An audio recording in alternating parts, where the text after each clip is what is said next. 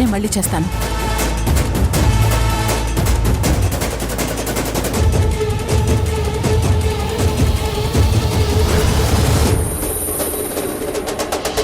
వీళ్ళేంటి ఇంటికొచ్చారు?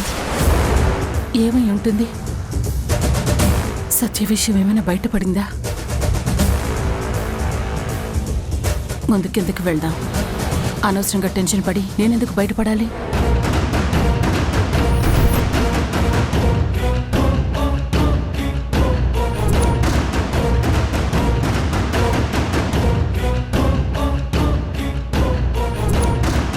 రండి, లోపలికి రండి.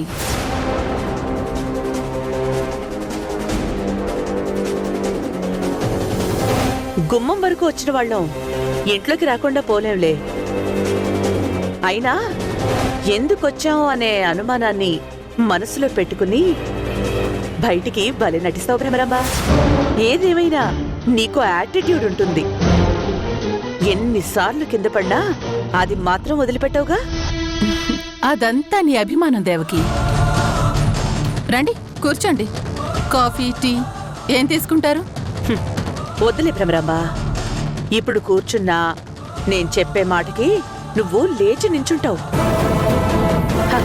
అప్పుడు మేము లేవాలి. అదంతా అవసరమా?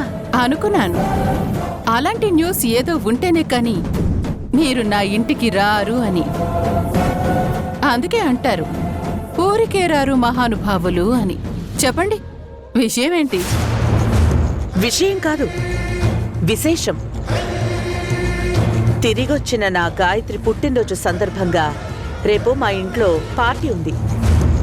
దానికి నువ్వు ఖచ్చితంగా రావాలి. ఎందుకంటే రాకపోతే చాలా మిస్ అవుతావు. ఆ పార్టీలో నా కూతురు గాయత్రికి మాకున్న ప్రాపర్టీస్ మీద అధికారాలు కల్పించడంతో పట్టాభిషేకం జరిపిస్తున్నాం.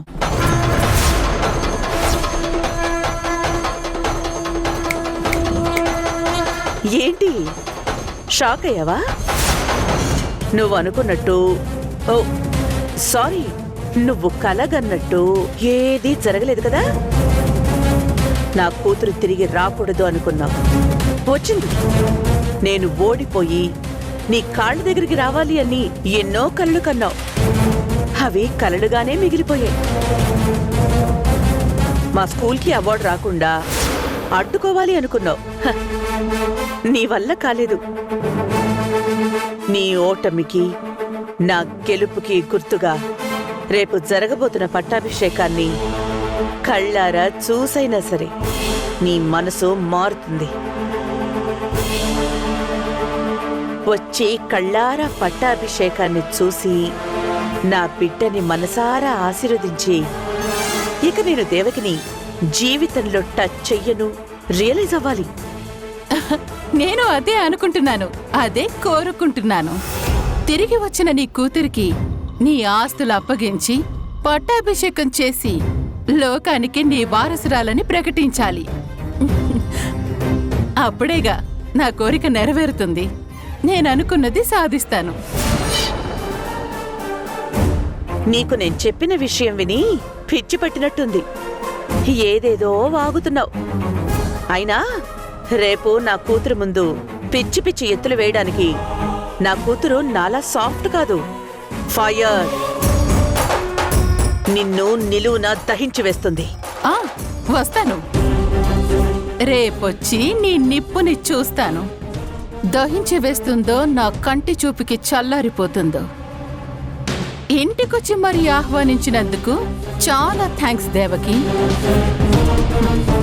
మొత్తానికి నువ్వనుకున్నది సాధించావు, నన్ను ఓడించావు. తెలివైందానివే, ఓటమిని ఒప్పుకున్నావు.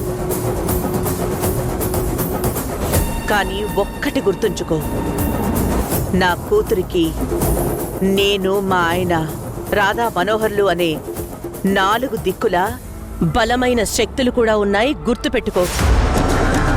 నువ్వు తప్పకుండా రావాలి. మరి వెళ్తున్నావు? చాలా పనులున్నాయి. పదండి.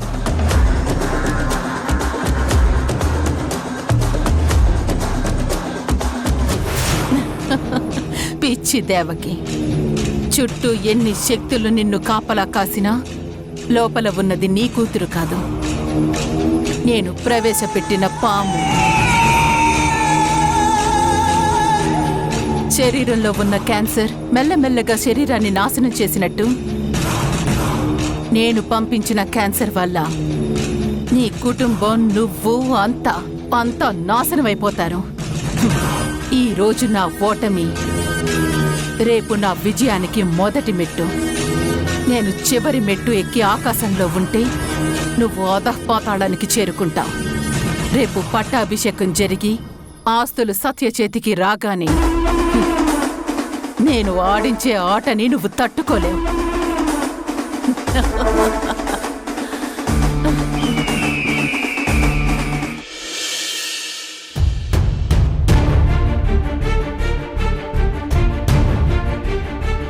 రేపేమో పట్టాభిషేకం. ఈ రాధ పరిస్థితి ఎలా ఉందో ఏంటో. కేవైసీ అప్డేట్ అంటేనే తను టెన్షన్ పడి నన్ను టెన్షన్ పెట్టింది. ఇప్పుడు రేపు ఏకంగా పట్టాభిషేకం అంటున్నారు. పైగా మళ్ళీ 2 కొత్త ఆలోచనలు. ఆ నగ సేట్కి అమ్మింది ఎవరు? అన్నిటికీ మించి రేపు సత్యాకి పట్టాభిషేకం జరిగితే నిజమైన గాయత్రికి అన్యాయం జరుగుతుంది. ఎక్కడ వెతకాలి, ఎలా వెతకాలి అని టెన్షన్ పడుతూ ఉంటుంది. ఇప్పుడు నేను వెళ్ళి ఎలా కూల్ చేయాలి? కానీ ఏదో ఒకటి చేసేస్తే ముందు రాధని కూల్ చేయాలి. లేదంటే ఈరోజు అంతా జాగారమే.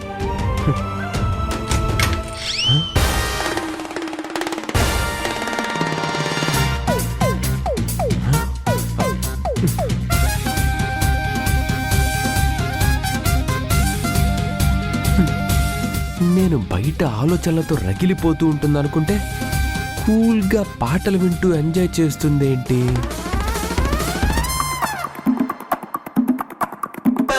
ఈ షాక్లన్నీ కలిసి మెంటల్ బ్యాలెన్స్ ఏం తప్పలేదు కదా.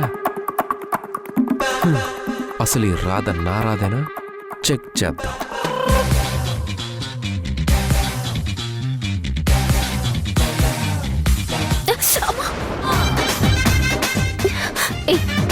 ఏంటి మనోహర్, నీకు పిచ్చి పట్టిందా?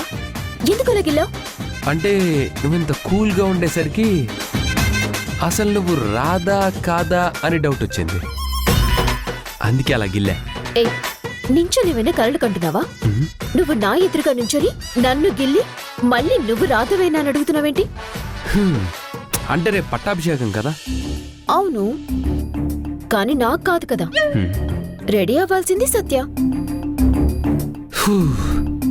కానీ మనం సత్యకి పట్టాభిషేకం జరగకుండా ఆపాలి కదా. అవును, ఆపాలి, అది తెలుసు. మరి ఎలాంటి టెన్షన్ లేకుండా ఇలా కూల్గా పాటలు వింటూ ఎంజాయ్ చేస్తున్నావేంటి? ఏంటి మనోహర్, నువ్వు టెన్షన్ పడితేనేమో నువ్వు నాకు తెలిసిన రాధవి కావు, నువ్వు ఇలా టెన్షన్ పడకూడదు అంటావు. టెన్షన్ లేకుండా ఉంటే ఏంటి టెన్షన్ పడటం లేదు, ఎంజాయ్ చేస్తున్నావు అంటావు. అసలు నేను ఎలా ఉండాలో చెప్పు. నువ్వు టెన్షన్ పడకుండా ఇలా కూల్గా హ్యాపీగా ఉండడమే నాకు ఇష్టం.